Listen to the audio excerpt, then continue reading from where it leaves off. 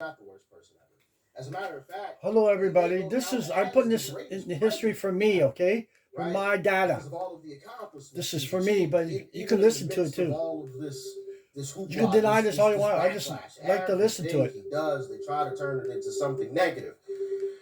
Well, as I was putting videos together today, I came across this video, and I want to show y'all this because I think it's important that America sees videos like this, because there's a few things in this video that I didn't even know, right? And of course, us on the right, we know a lot of this stuff, but America as a whole needs to see video clips like this because this is the actual truth. With that being said, make sure you guys hit that like button. If you're not subscribed to the channel, hit that subscribe button right now. And hit the bell button next to it so you're notified whenever these videos drop, all right? The Kashmir logo has long stood for softness and strength. But it's another symbol on our pack that stands for something more. Soft, strong, and Canadian all over. Sorry about that. Goddamn commercial. TD Direct Investing has partial shares now? Whoa, I just bought some really expensive stuff. And let's dive in. Was elected, I cried. I cried because I didn't understand why God would allow such an awful human. In 2016, when Trump was elected, I cried. I cried because I didn't understand why God would allow such an awful human to be elected president of the United States. That's how much of a never Trumper I was. 2020, after being opened up to the fact that he campaigned on bringing down the Hollywood SA ring, and then one was 3 years later, I reluctantly voted for him. And I did it because I couldn't vote for someone who could be replacing Biden named Kamala Harris. But what shows you who someone truly is isn't what they say, it's what they do. So I watched Trump for the next 4 years, and I saw things like this.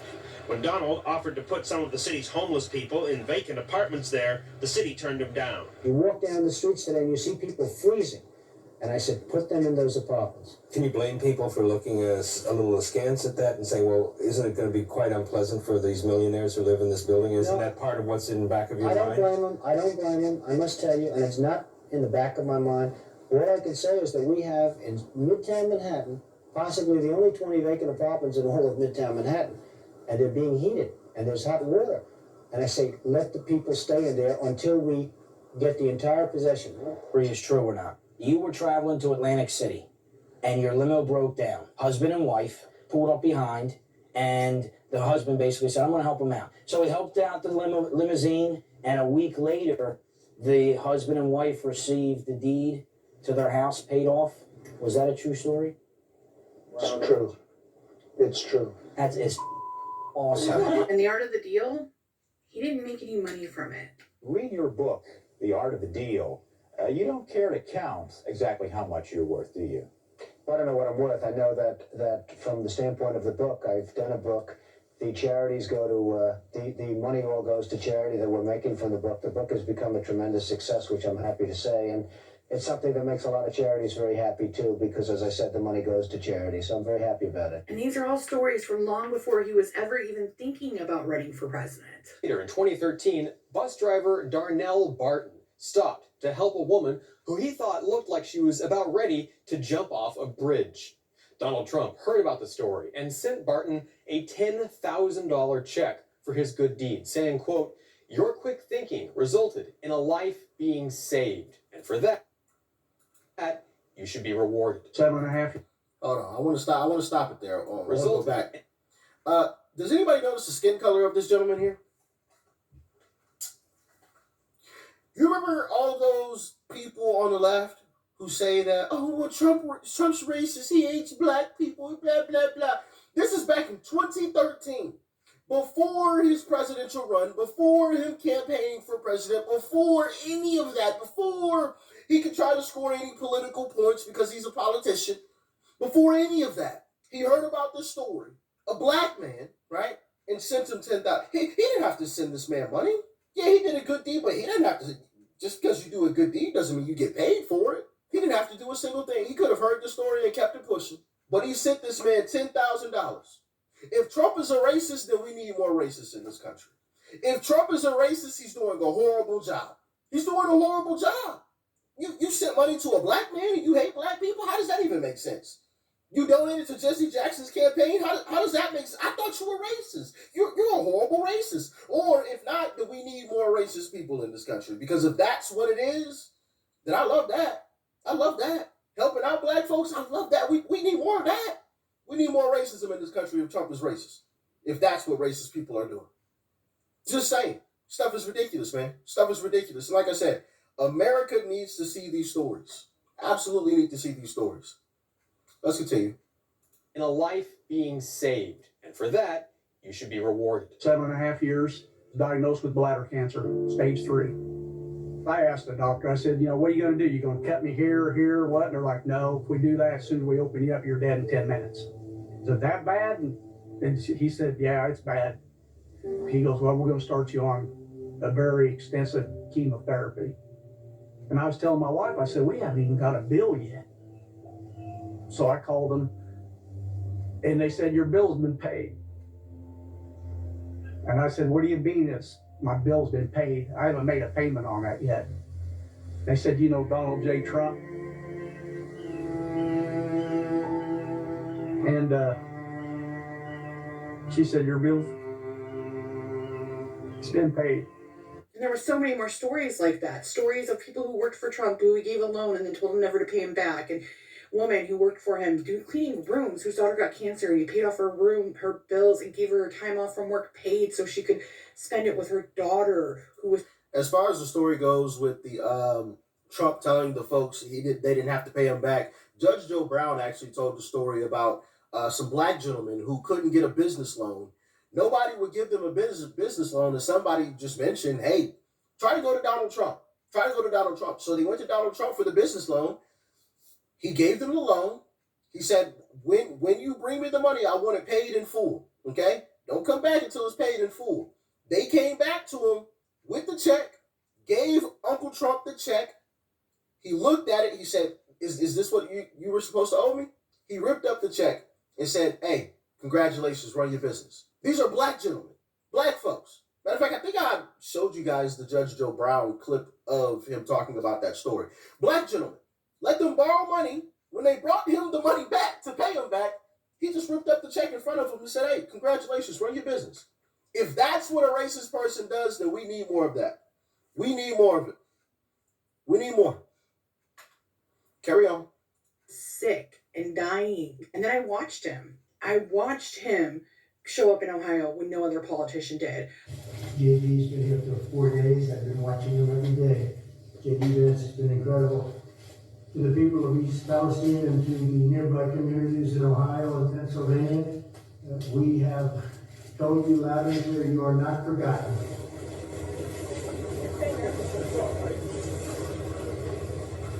I watched him have a relationship with the people who lost 13 of their children when Biden pulled out of the Middle East the way he did. In September of 2021, Gold Star families received a phone call directly from President Trump. Getting that call from him was amazing. That was my first experience talking to a president of the United States. He says, hey, I'm sorry you guys weren't able to attend. I've learned a little bit about your son. He's very handsome, he's a good-looking kid, all those kind of things. And I look forward to meeting you at some point in time and having a conversation.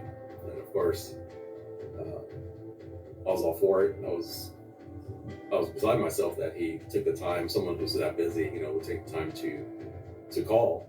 What followed was a personal invitation to President Trump's home at Mar-a-Lago, an invitation that several Gold Star families were able to accept.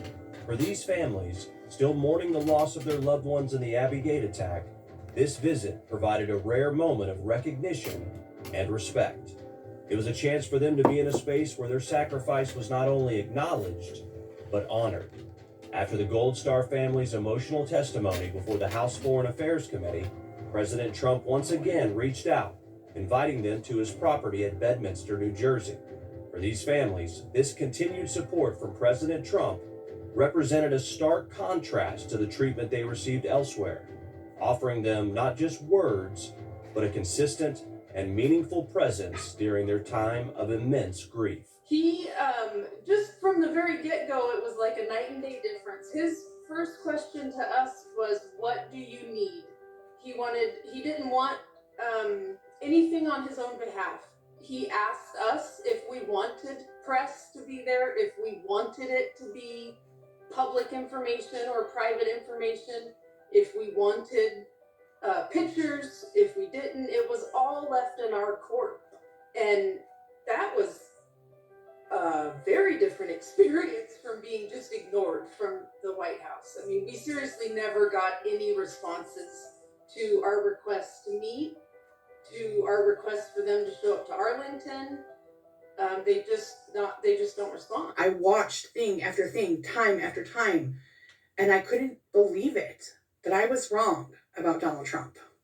And right now, any of you out there who think that, you're missing one of the greatest times in history, because Trump is doing things that are amazing. And the news doesn't show it to you. And unless you're looking for it, you're not going to find it. So maybe, just maybe, this will help you.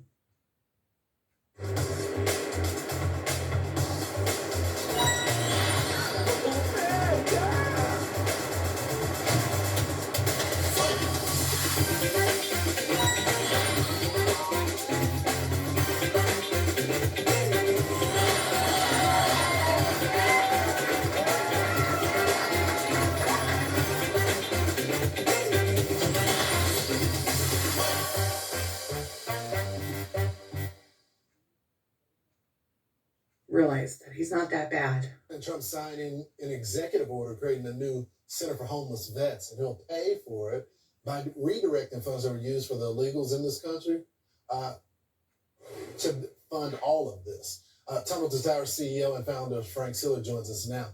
Frank, so the president has made it very clear we were using all this other money for people that weren't citizens. Let's take care of our vets. How's that going to help Tunnel? Well, I love the announcement, the executive order. I mean, you just think about how many homeless vets that we have on the streets here. We should take care of them first before anybody else. Yeah, I mean, I agree 1,000%. Trump may go down as, if not the greatest, one of the greatest presidents of all time. Of all time. Even the co-CEO of Home Depot, Ken Langoon, I'm sure I'm butchering that last name, came out and said it. And yes, he's a Republican, but he's one of those didn't really like Trump this time around kind of Republicans, right? Check out what he's saying now, though. If I told you how bullish I was, you wouldn't believe it. I have never been more excited about the future of America than I am right now. Right? Just for a lot of reasons. Number one, like it or not, this guy's getting things done. This guy meaning President Donald Trump? Trump. He's a little pissed off at me because I had the audacity to say that on television about a few months ago that I was worried about it if he won that he'd engage in retribution. I'm happy to say I'm comfortable he's not doing that. He's acting presidential. I'm impressed with the people he's got around him. I had a nice chat with Kevin Warsh last week, and part of my positivity comes from my discussion with him. And you might have heard him on television. I think the American people are waking up. I think the world is a mess, but I think it's coming more to our direction than it was. I think that strike in Iran had significant symbolic meaning for the world. That America's here, and when our interests are at risk, we're going to do something about it. Yeah, you heard that there. He also had this to say about Trump. Let me tell you right now, I am sold on Trump. In fact, I'll say this. I think he's got a good shot at going down in history as one of our best presidents ever. That is a real turnaround because you didn't want to vote for him. I tell you the reason. I want to tell you, I'm a believer. What I'm seeing happening is absolutely nothing short of a great thing. And there's a beat. People are walking with more bounce in there. It's all around. I gave you quite a bit of grief. Huh? I gave you grief. You giving grief? I gave you grief when it was a binary choice. You're still complaining about Trump and it was a binary choice. It's like, are you kidding me? knowledge implies one thing. When you made a mistake, admit it. Okay. I think this guy is turning out to be a president. Right. One of the pilots on that miraculous trip to Iran that we wiped out, whatever the hell we wiped out. Right. He said, you're the only guy that in the presidency that would have done what you did. One of the pilots said that. Yeah. And you know what? He's probably right. Yeah. From someone who didn't even want to vote for him in this past election, now says, hey, this guy may go down as one of the best presidents.